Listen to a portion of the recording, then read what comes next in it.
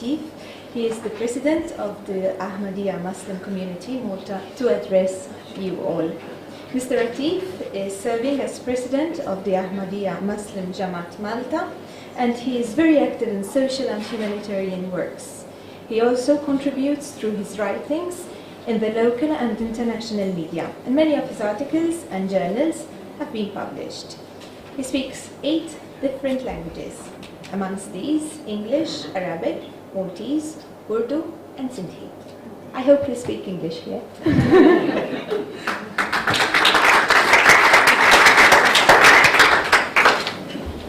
In the name of Allah, the gracious, ever merciful, highly esteemed Mrs. Catherine Gozzi, the wife of the Prime Minister of Malta, highly esteemed Mrs.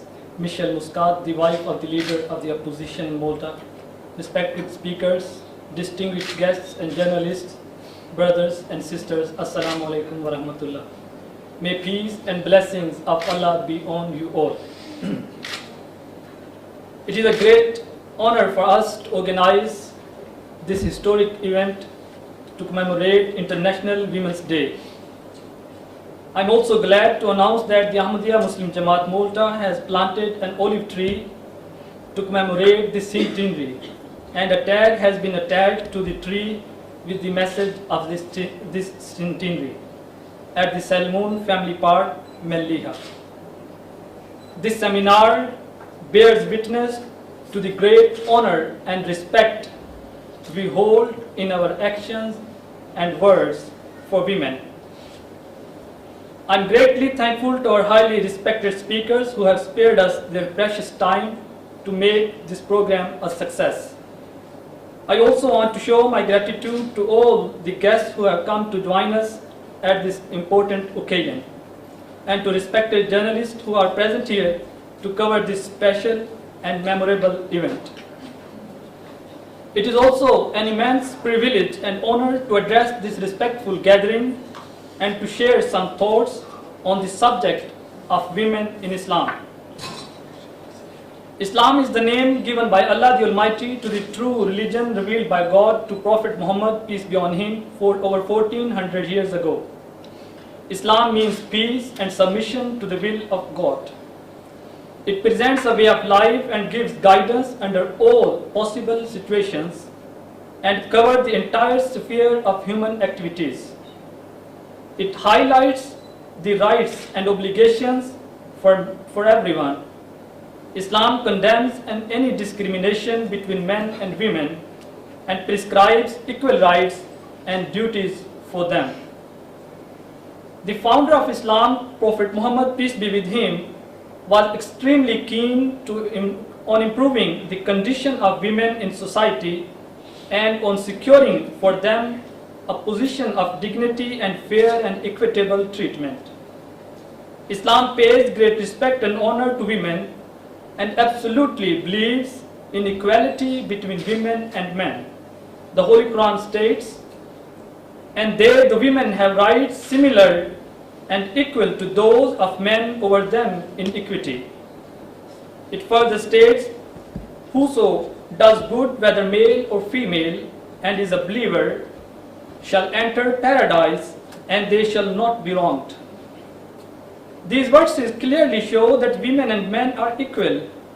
Women are inferior to no one, whosoever. For women, there are exactly equal rights as for men.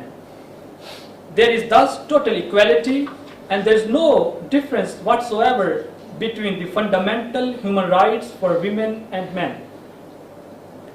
However, it is grossly misunderstood that a large number of people believe that Islam does not give any rights to women, and women are considered inferior, and they have often regarded Islamic women as being backward in the male-dominated world. On the contrary, Islam established great respect and dignity of women and prescribed equal rights for them. The moral, spiritual, and economic equality of men and women as ruled by Islam is unquestionable. Islam has assigned a position of dignity and honor to women. It is appropriate to discuss very briefly the situation of women in the history of Arabia when Islam came to be born through divine instructions. Before the advent of Islam in Arabia, women were not shown any respect and dignity. Women were not given any rights. They were considered as the property of men. Men had a full right and authority over women, and women had no authority whatsoever. Before Islam, women were sold or abandoned as personal commodities. Women were being divided as inheritance, and even a stepson could inherit his stepmother. Women could neither own nor inherit property.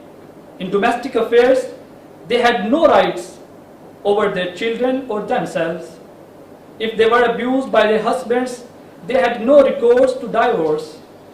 They had no real status in the society, not being respected as wife, mother, or daughter. Women were given little or no education and had no say in religious matters, being regarded as limited in spirituality and intellect. Sons were considered better than girls. The birth of a girl was considered to be a matter of disgrace and extreme shame. In Arab, many tribes used to bury their newborn daughters alive, and some proud Arabs are reported to have buried their newborn daughters with their own hands to escape this ignominy. In Islam, the status of women was simultaneously raised to such high standards that they could no longer be treated as helpless commodities. They were given an equal share in these affairs of life. They were given the right of inheritance. In Islam, a woman is the absolute owner of her own property, and her husband cannot obtain any control over it. And to provide for the household is a man's responsibility, regardless of the fact that the woman is earning or has property. The Holy Quran states, "For men is a share of that which parents and near relations leave, and for women is a share of that which parents and near relations leave." A woman was also given freedom of decision. The Holy Quran says, "O ye who believe, it is not lawful for you to inherit women against their will." The Holy Prophet Muhammad, peace be on him, was so careful concerning the sentiments of women that on one occasion, when he was leading the prayer, he heard the cry of a child and concluded the service quickly, explaining thereafter that as he had heard the cry of the child, he imagined that the child's mother would be distressed at its cry, and he had therefore concluded the service quickly so that the mother could go to the child and look after it. When during any of his journeys, women were also among the party, he always gave directions that the caravan should move slowly and by easy stages. During a battle, confusion arose among the ranks of the mounted soldiers, and the animals became unmangeable. The Holy Prophet fell from his horse, and some of the women also fell from their mounts.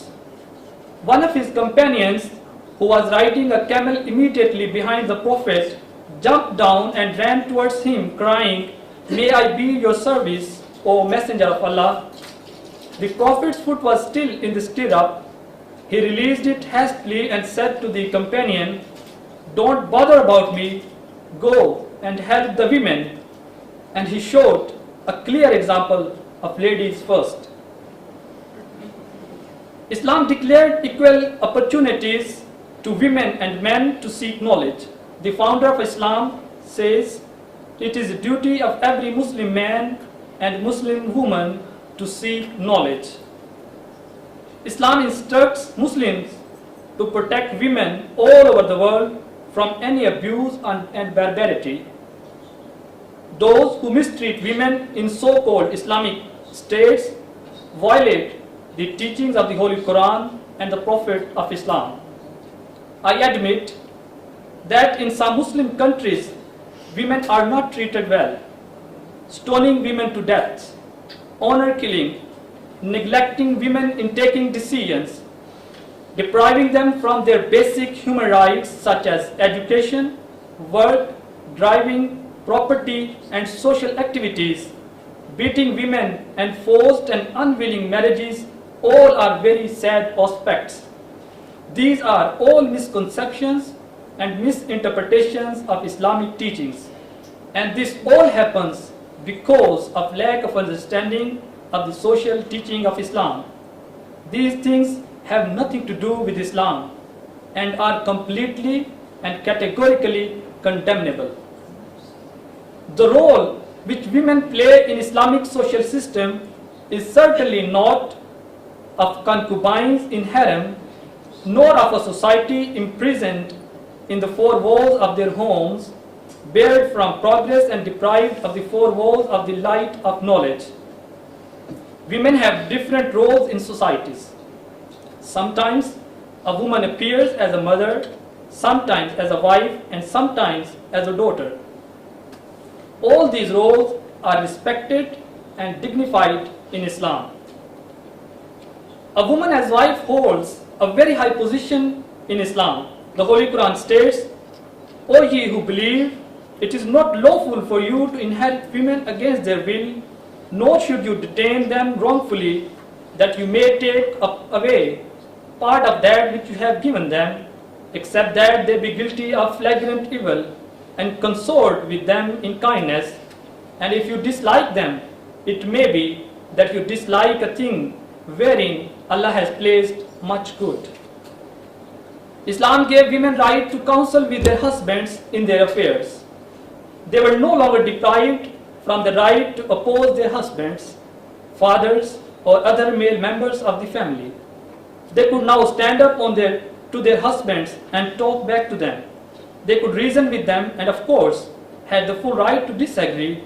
They could not only be divorced, but they had equal rights to divorce their husband if they may need.